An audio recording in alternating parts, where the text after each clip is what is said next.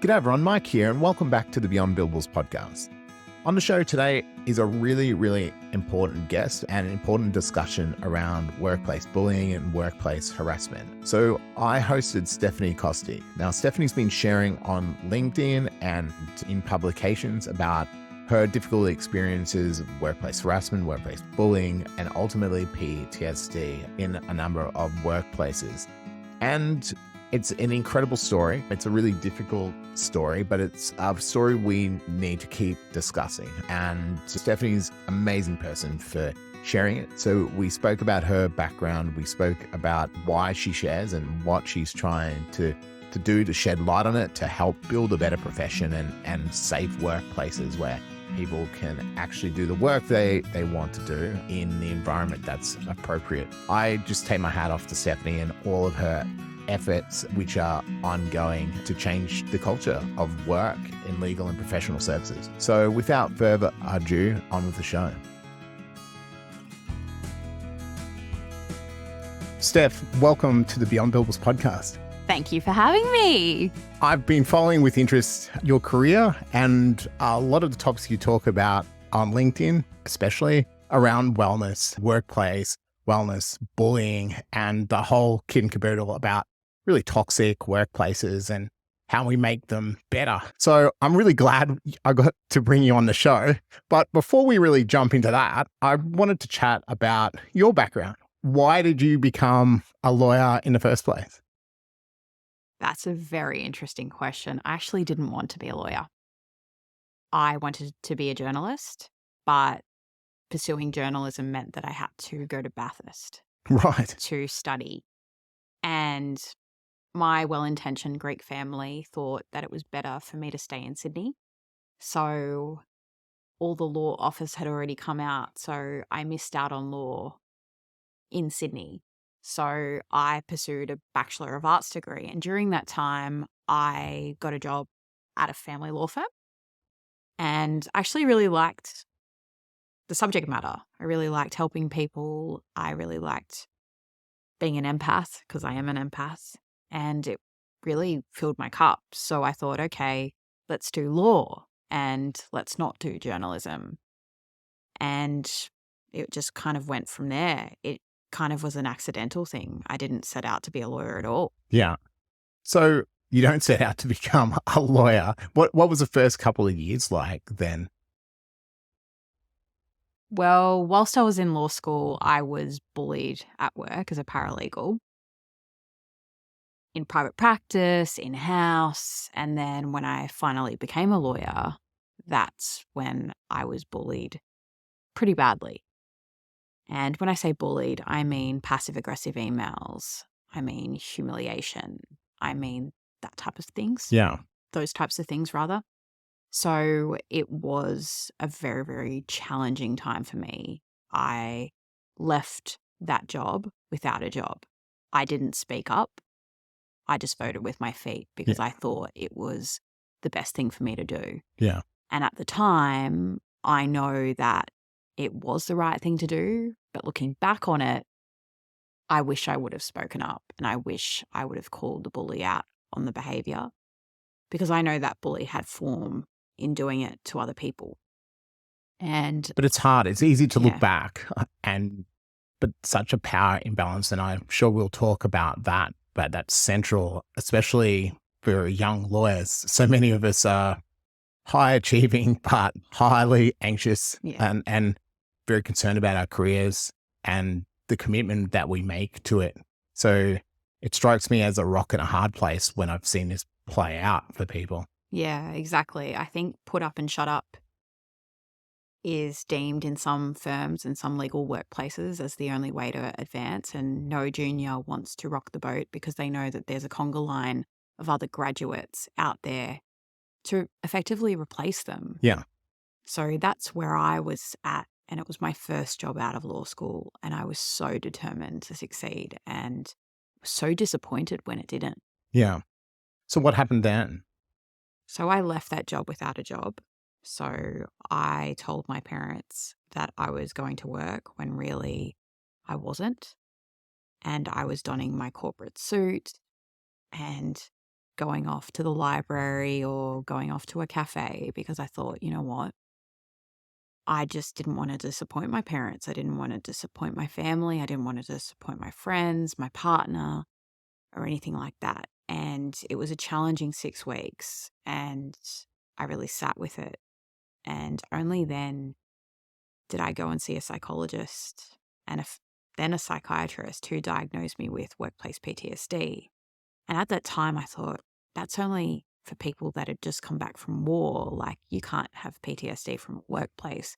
But I soon found out, and I was educated by that psychiatrist, that it can happen to people in the workplace because it's like tiny cuts. Yeah. And whilst they don't seem like a lot, it's like death by tiny cuts. So over a long period of time, it can really, really hurt you. Yeah. And it really did do a number on my confidence and my self-esteem. Yeah. Well, it actually ends up, creating physiological changes in your brain. And that plays out in depression and PTSD. Yeah. And that's where I think, look, I've only been recently educated through my own experience for the last 3 or 4 years about anxiety and depression myself. So I find that because a lot of the time we have this expectation that we can just get over things, or you can just think your way through it, or kind of talk your way through it.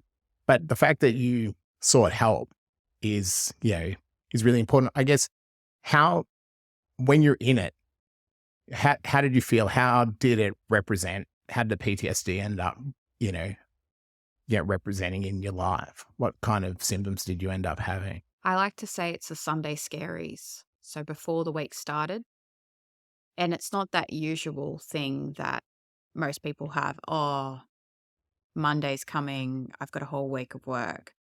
I actually was filled with dread about my Tuesday weekly meeting. And that manifested in me having a tight pain across my stomach. I had anxiety attacks. My confidence was in the toilet. I was very hypervigilant. Simple tasks took me 2 hours to do. I pretty much withdrew a little bit.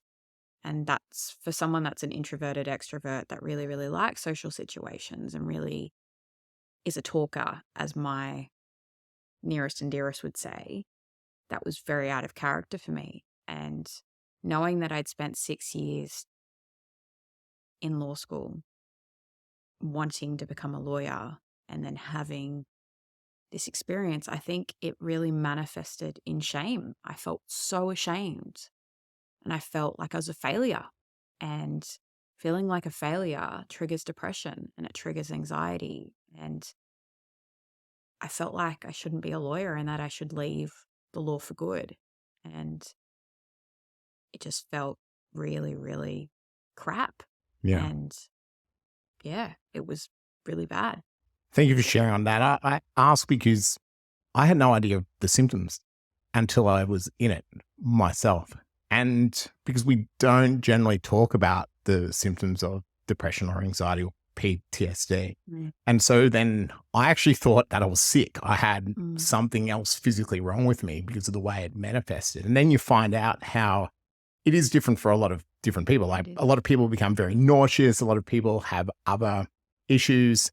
For me, it was I just didn't like the things that I normally liked. Like a lot of the color just disappeared from things in life. So I think it's important for us to share on that because a lot of people sit there and then just not sure. And it's hard to self-diagnose. Like it's so difficult to make a realization, I've got a problem here. So you went through that process and you got help. How did you get back on the horse? How did you end up, saying, okay, I feel like I can get back into work and this is something that I can manage? I think as a lawyer, you're a type A personality. So I was determined not to let the experience beat me. So I reached out to a former colleague that I'd worked for in the past and asked him if there was a job going in-house because I was determined to not work in a law firm again because I thought they were toxic. And I had to wait a little bit, but there was a job opening up and I worked for someone that I really trusted, and I'd worked for them for 2 years before in my career. So I knew what I was getting myself into. So I think that was a very, very helpful way for me to get back into the workforce. But even in that job, tasks that would take me 2 minutes took me 2 hours. And that is when I could see that I did have workplace trauma, because my confidence had eroded, that I had to ask a million questions. And I'm kind of the type of person that will go and figure out the answer and come and ask for help if I really need it. But I found that I needed to ask for help on most tasks. And that is how my workplace trauma kind of manifested.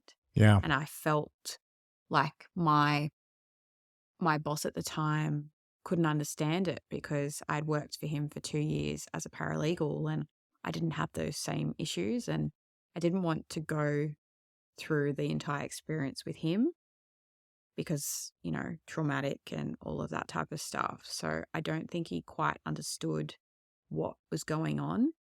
And I didn't really understand it. But when you go to therapy and, you pay a shrink, so to speak, they diagnose you, it kind of validates you and makes you feel like you're not going crazy, that Yeah. you don't belong in a mental asylum. You just need to go to therapy and really deal with your experience. Yeah. So what was that process like dealing with it? And I guess probably ongoing because it always is. But yeah, how did you rebuild that confidence? And when were there good signs that, oh, I'm feeling more like the person I know I am? I think it was a time thing. Time does heal a lot. But I also think what helped me is writing about it. And right after the experience, I kept a journal of how it felt, to how day one felt, how day two felt, how day three felt. So I could go back on it and look at it and see how far I'd come. And I still have that journal until this day, because I just feel like it validates me every time that I think my confidence is in the toilet. It could be way worse, because it Yeah. was way worse. Yeah. And I feel like it's a useful tool to kind of make you see how strong you are, because it's amazing what we humans can deal with. So I think that was really great for me. Obviously, with my journey, as I've written about it a lot, and writing's kind of my outlet. Yeah. And I really, really love it. And I really love speaking to people who have been bullied at work, because I feel like speaking to people and helping them helps me too, because it makes me feel like I've used my experience for good. Yeah.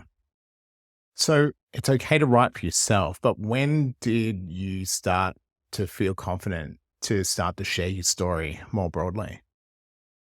That took a long time. So that took me probably about 2 years. So during COVID, I think I had this niggling voice inside myself that said, Steph, you should write about this stuff.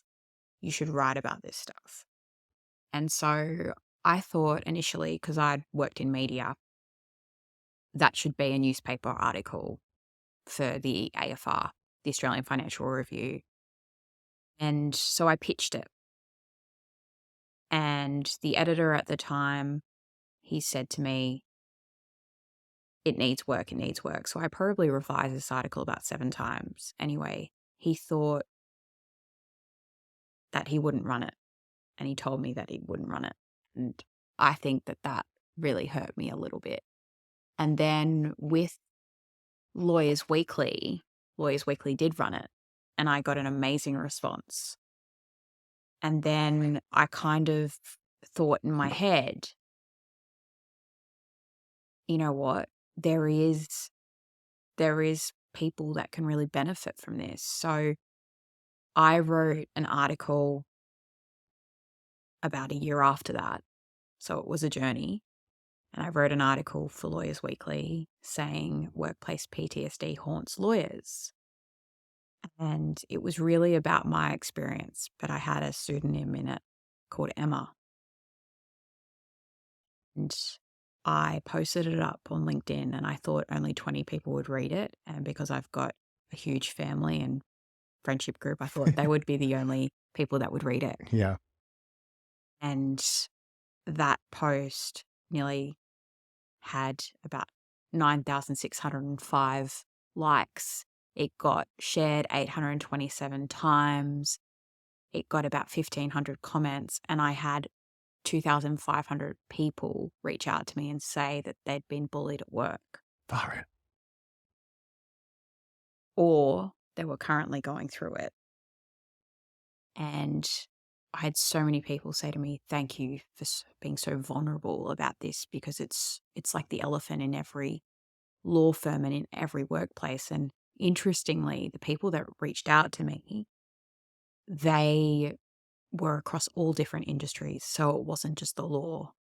Whatever industry that you think of, I heard from those people: tech, nursing, medicine, law, teaching, retail, everything that you can possibly imagine.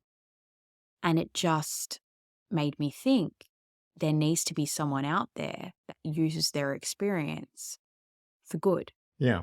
And so I kept writing about it.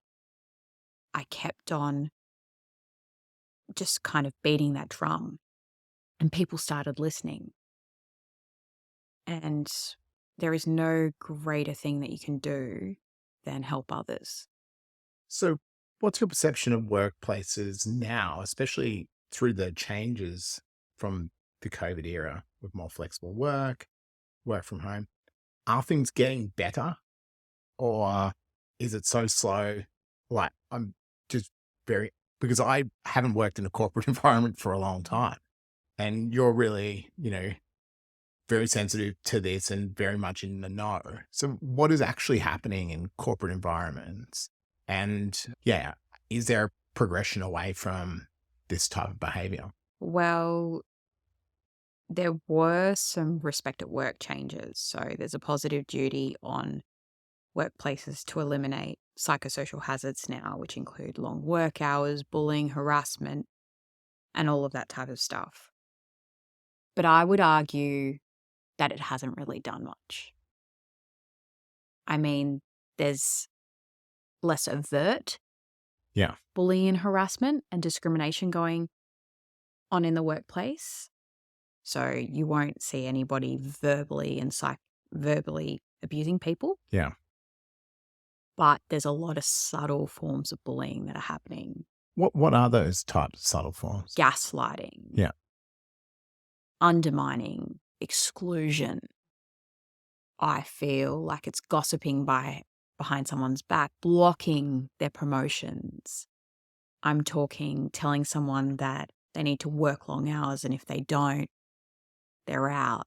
I mean, the passive-aggressive emails. It's not so much what's said, but it is the tone that's used. And people think, subtle forms of bullying, they don't matter. But if you receive subtle forms of bullying often enough, you are psychologically harmed. Yeah.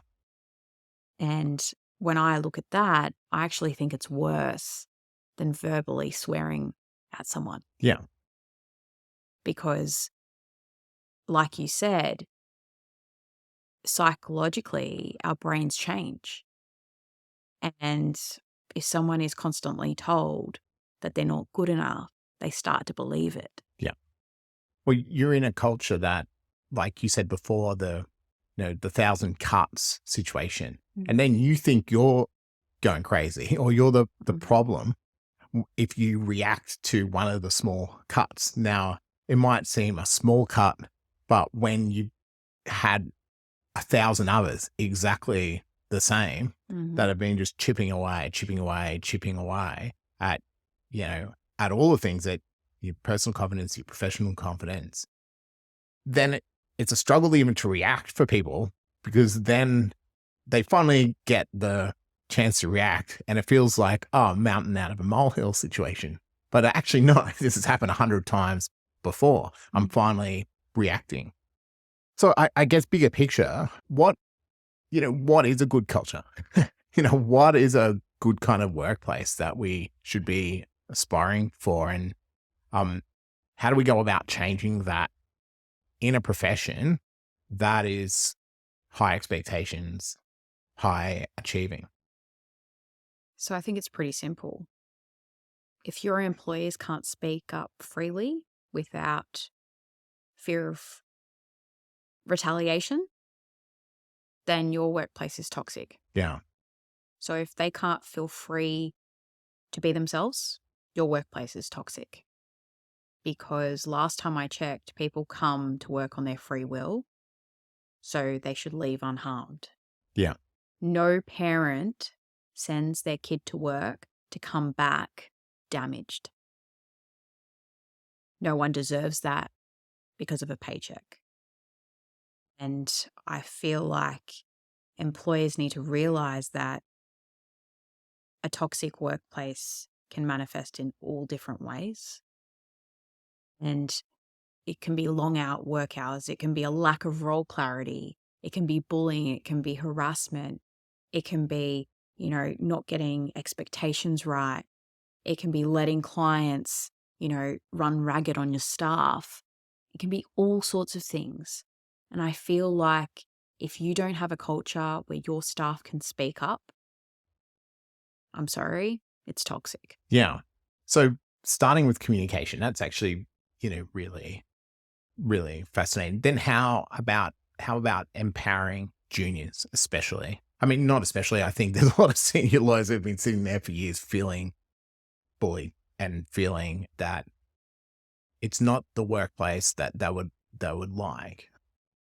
I guess, yeah. How does a business proactively engage with it? Because it seems to me that it needs to be a proactive effort. Yeah. Absolutely right. So what I say is, how businesses do cybersecurity training, compliance training, all of that. You need to have bullying and harassment awareness training. Yeah. For every single person, every single year. So bring in someone that has been severely damaged by workplace bullying and harassment. Get them to tell your organization their story, and then get their opinion on what bullying is, what harassment is, and how to combat it. Because I feel like we humans really interact with raw stories, and that's what reforms us. Hearing someone else's story and feeling motivated and being like, okay, well, I shouldn't act like that because that really hurt that person. Yeah. So I feel like that's what businesses can do. The other thing businesses can do is having a zero tolerance approach. Now, it's all good to have a policy. Anyone can write up a policy. No bullying, all right, no problem. But if they're not walking the walk, Yeah. and they're just talking the talk, those policies deserve their places in the bin. Yeah. Well, fundamentally, and I don't know why around business, but you need to be people first, right? Mm-hmm. And I've always said in my businesses, I love my clients. We want to do the best, but my team are first. Like, you never, ever get to act inappropriately. It just doesn't, like, the wellness, the health, the happiness of the people, in my view, as a service business, comes first. In all businesses, it should, but all I know is what I know. But having a people first culture is very different from a work first culture, which is what most law firms are, because we want to serve our clients. It's generally noble. We want to do a good job, but it requires much bigger cultural change to value the people in the business more. Yeah. It really does. But the problem that we've got, and going back to what you were asking me, what's it like out there at the moment? The cost of living is going up. People don't have a lot of money to spend. There's a lot more pressure on businesses to make money. So businesses want to keep their rainmakers. But in a lot of cases, those rainmakers are bringing in the money. So they would prefer to lose someone that the rainmaker is bullying than to lose the rainmaker. So it's a vicious cycle. And I feel like in order for that to change, these businesses need a zero tolerance approach. Rainmakers be damned, because what they don't realize is they can be paying work cover claims out. They can be paying, to train someone else. It costs money to train someone else. Yeah. It costs time to train somebody else. Yeah. It costs time for the HR matter to deal with a bullying complaint. It takes time for the HR manager to deal with a bullying claim. Yeah. So they're losing all this time. They're losing all this time and all these resources. And suddenly the rainmaker's profit isn't that big anymore when you look at the bigger picture. Yeah. So it's really in the interests of businesses to really fix this. Yeah. Oh, and doing a lot of harm to their brand in a market, because even if people think that they get away with it, they're not. People understand that that's what the culture of places is like, and clients ultimately understand that. Now, it might not like stop a business, but it might inhibit it.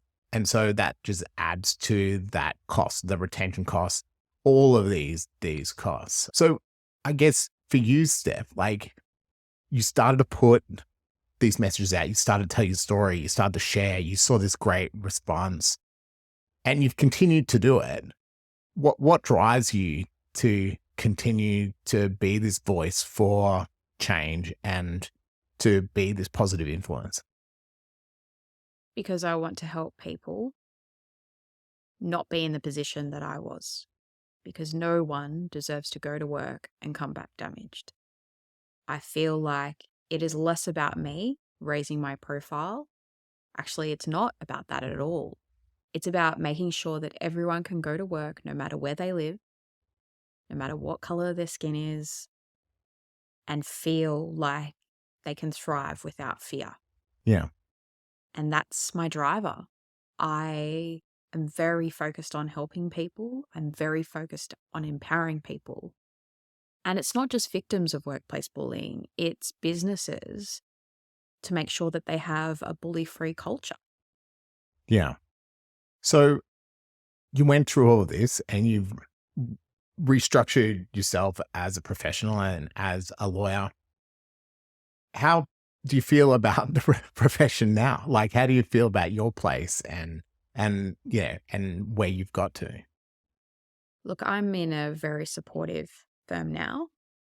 I have a really great boss. I have a great team around me. It's a great place to work.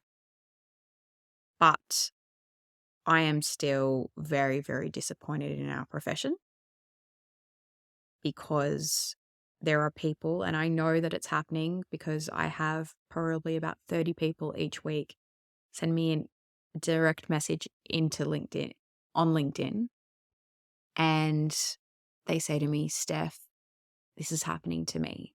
And I know it's happening to others.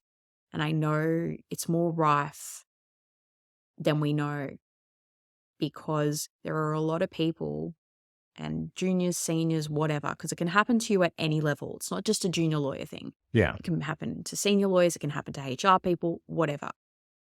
And I feel like it's kind of one of those things where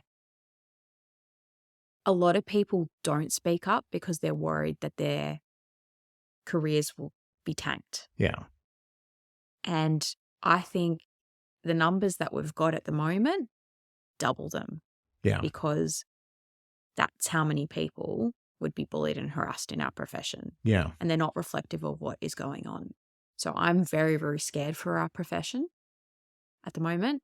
And that's why I continue my advocacy, and I continue to raise awareness, and I continue to go into speak into organizations and at conferences and all of these places, because I know that there are people sitting in the audience. I mean, I went and spoke at a University of Canberra event last year in October, and I was speaking to them, and it was at their law ball, and I don't think any of them expected me to get up and tell them about my journey and the bullying and harassment I received and what they can do and all of that type of stuff. But I had these two students rather, reach out to me after it and say, you really empowered me, because I felt like I couldn't talk to anybody about it, because people would think that I was a failure or that I wasn't strong or that I wasn't cut out to be a lawyer because I'm not ruthless. And at every event that I've spoken at, I've had multiple people come up to me and say, this is happening to me at the moment.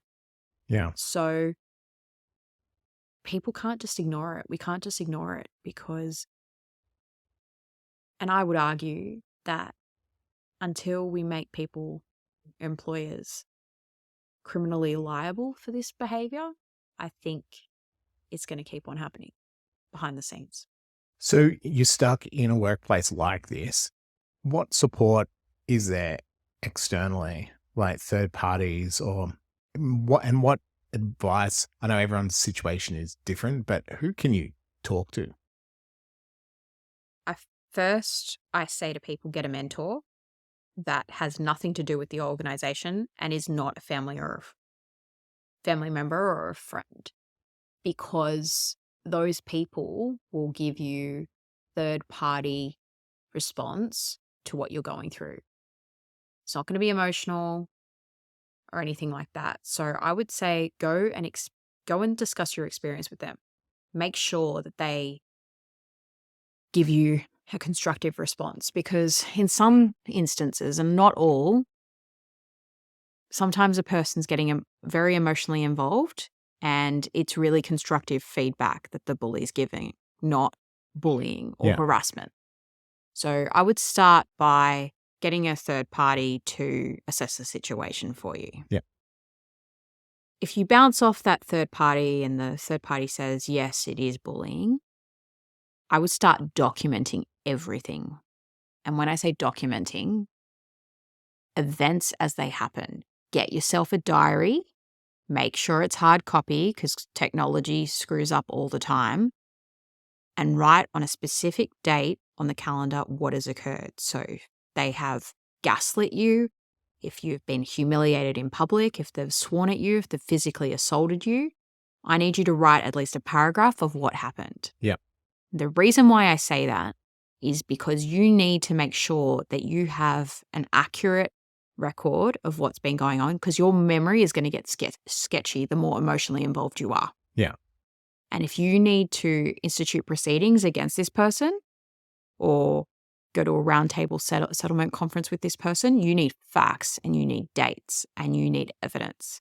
So if that person is sending you anything in writing, you need to print out that stuff and keep it in a folder at home, because you never know when you're going to use it. Yeah. The other thing, so once you've documented things, if you feel like you can speak up, I recommend taking a third party, someone that does not work in the firm or the workplace, with you to a meeting with your bully. If you feel comfortable. If you do not feel comfortable, you don't need to take that strategy. And then after that, you really need to make a conscious decision about whether you can stay in that workplace. Now, some people move through these situations. They deal with the bully, they get moved out of the team, or the bully realizes, hey, I can't treat that person like that. And then their relationship, strengthens and they rebond and all of that. But for the vast majority of people, they know that they've got to leave. Yeah. And to anyone listening to this podcast, I would say leaving is not a sign of failure. Yeah. Sometimes getting the hell out of there is the strongest thing that you can do. You recognize that narcissist or that sociopath or whatever they may be is not going to change, and you love yourself more than a job. Yeah. And that is strength. Yeah. Yeah. So they're kind of the strategies I would really encourage people to use. Yeah. I think people underestimate their value, right? And the value to themselves. So most people listening to the show who are lawyers or other professionals, you are a smart, capable, valuable person who deserves to work in a place that respects you and it's the right culture for you. End of story. You deserve it. And that's the minimum requirement. And you are smart and capable and you can make change. Sometimes it feels, especially if you're dealing with the anxiety and depression though, that you're not that person. And we've been there. And so on top of the advice you give, Steph, I would say also talk to your doctor. And also have a think about how it's manifesting in the rest of your life. And I guess on that, yeah, how's your journey with your mental health been? Are there any other, I've got a menu of things that I have to select from. And my therapist talks about, making sure I select from the menu so that I'm well fed, so that I manage the anxiety and manage all of those things. What are some other, what are some tactics in life? Do you work out? Do you, have friends that you hang out with? Do you love watch movies? What are some other ways outside of, that you've been able to manage things? I think journaling is a key way for me. I mean, I'm a writer, so that brings me a lot of joy. I think just going for a run, when you're huffing and puffing on the pavement, you don't have time to think about things. Yeah. And sometimes that can be the best thing ever. Yeah. And I think being around people that really fill your cup. And I'm not talking about people for the sake of people. I mean people that actually care about your life beyond the surface and will ask how you are and actually care about what you say and look at you and really see. So for me, that's good as well. I think for me, mental health support really helps. When I need to go and see my therapist, I don't go anymore. But when I do need to book in, I do book in. And I've kind of understood that mental health is a journey. It's not just an event and you get over it. It can sometimes manifest in different situations. So I feel like some people think, okay, well, you go through a traumatic event and you go to a therapist a couple of times and then it's all fixed and you're good. You're not good. Yeah. Because you never know what's going to trigger you. Yeah. And, even in the job that I've got at the moment, I doubt myself. Yeah. And I doubt my ability. And that's because of the workplace trauma. Yeah. That's because of everything that I've gone through. Well, your body's really good actually at remembering harm. Even when we get injured, Mm-hmm. like it'll remember a former injury like Mm-hmm. X amount of years ago. Talk to a massage therapist or a physiotherapist about this. It's really fascinating how the body physically reacts to harm and your brain is the same thing. Mm. And so a lot of the time I say, I'm feeling 100% now. And then all of a sudden, I'm something happens and back down again. And it's a reminder, okay, it's a journey, mate. It's, you need to be vigilant about these things. But if you're not, that's the kind of outcome. So yeah. And I think getting support for me, my therapist was really great because I felt like for years I was searching for the answers, reading every self-help book and meditating and doing all these things and trying to find the answer myself. And sometimes professionals can give you the answer without having to search for it. Yeah. And then for me, it took a couple of years to work out the answer as well as the answers as well. But I think, the stigma about that needs to disappear because it's super helpful. So in terms of your career, like you're writing and you've written, a heap of the leading publications in Australia. How do you, because you started out this journey thinking about, being a journalist or, thinking about writing and creative. How do you get to do that now? Well, on my weekends. Yeah. I'm a lawyer 5 days a week at the moment. And I spend most of my weekends, you can even ask my husband, on my computer, writing an article, writing LinkedIn posts, and responding to everyone's comments on my LinkedIn posts. And a lot of people say, why are you doing it? Like, it's all voluntary. Like, I've never been paid for an article. I've never been paid for a LinkedIn post. Never been paid for any of the DMs and the responses that I give people. Never been paid for any of the mentoring that I do. But a lot of people say, why do you spend your weekends? Well, it's really rewarding. It's not, I don't see it as something that I shouldn't be devoting any time to. I think it's a joy and a privilege for people to reach out to you in the most vulnerable and to actually value your advice. And I'm not an expert, but all I give these people is my lived experience. That's the only training I have.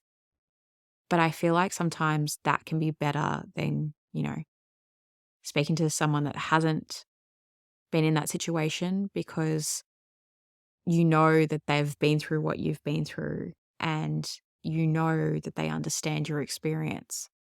Because you can read all the books in the world, but unless you've been through something, you'll never know truly what it feels like. Yeah, absolutely.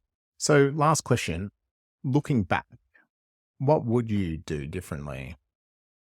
Or put it another way, what advice would you give your younger self?